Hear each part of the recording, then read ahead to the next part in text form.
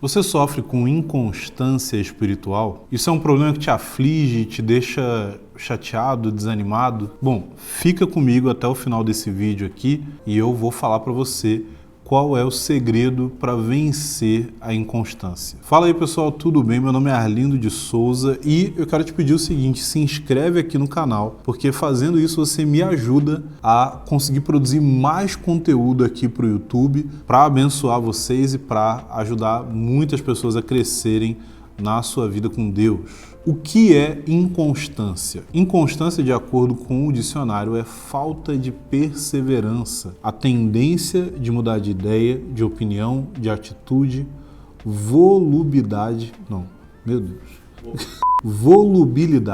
instabilidade. Ou seja, inconstância significa basicamente não se manter fazendo aquilo que você se propôs a fazer. A verdade é que essa inconstância, ela é uma pedra no nosso sapato constantemente, conforme a gente quer desenvolver uma vida de comunhão com Deus, uma vida de serviço a Deus, conforme a gente quer seguir o nosso chamado, aquilo que a gente entende que é a nossa vocação, e acaba sendo um problema na nossa vida em geral. Mas qual que é o nosso alvo?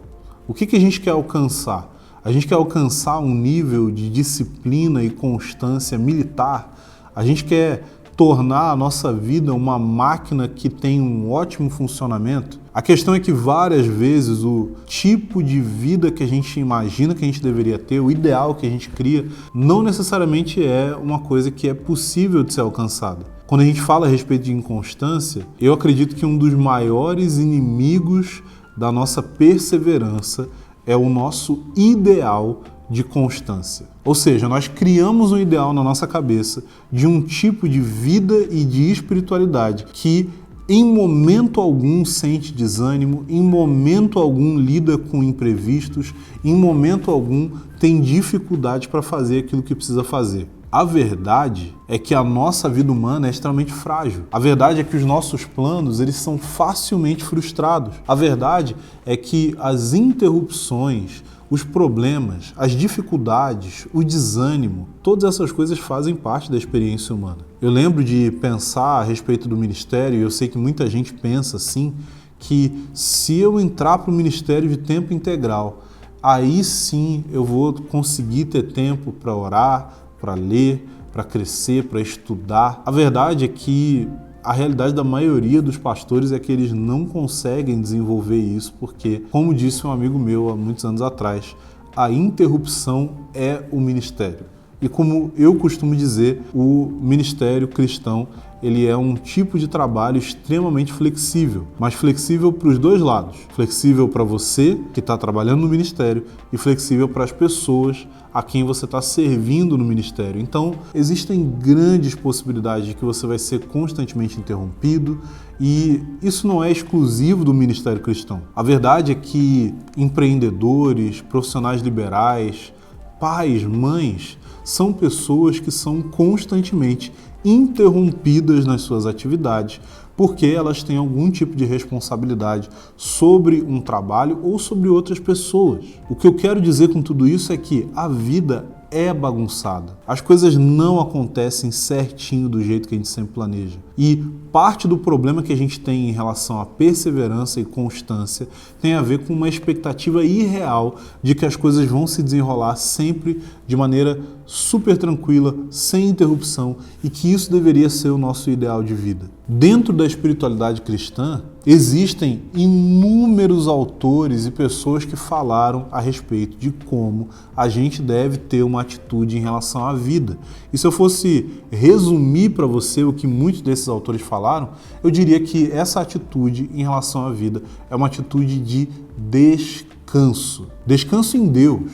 Descanso no fato de que Deus é soberano sobre todas as coisas, de que Ele cuida de mim e de que eu não preciso assumir total responsabilidade por todos os acontecimentos da minha vida, pelo rumo que ela toma e pelo desenrolar do meu dia a dia. Então, a gente precisa resgatar o poder do descanso. Pensa comigo. Deus deu um mandamento para o povo de Israel de que eles deveriam descansar toda semana. O povo de Israel era um povo que dependia em grande parte da agricultura.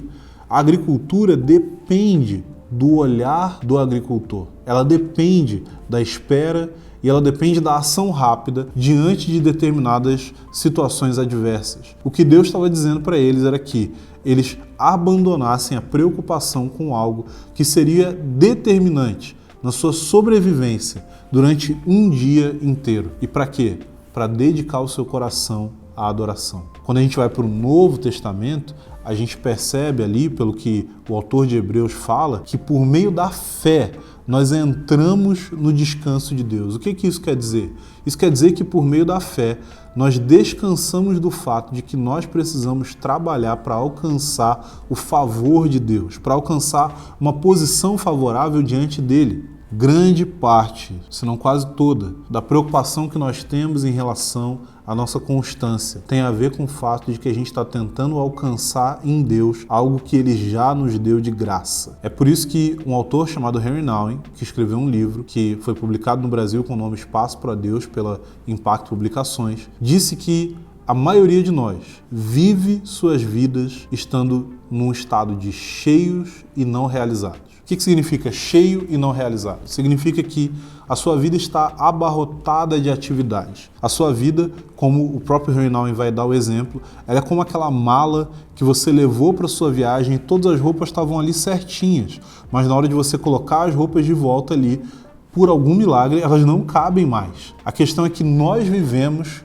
tendo o nosso coração como essa mala abarrotada. O tempo todo, preocupações, estresse, pressões, ansiedade pressionam a nossa vida ao ponto de que parece que as nossas costuras não vão aguentar e nós vamos explodir. Esse é o estado de estar cheio de preocupação e atividade, mas não realizado, com um sentimento constante de frustração em relação à nossa vida. E Henry Nouwen dá pra gente uma solução para isso. E o nome dessa solução que ele dá é espaço para Deus. Espaço para Deus, de acordo com Henry Nouwen, tem a ver com estabelecer um espaço vazio na sua vida. Vazio não é no sentido de você esvaziar sua mente, como na meditação oriental, mas é no sentido de você esvaziar o seu coração dessas ansiedades, desse peso, dessas responsabilidades excessivas e ser um pouquinho irresponsável.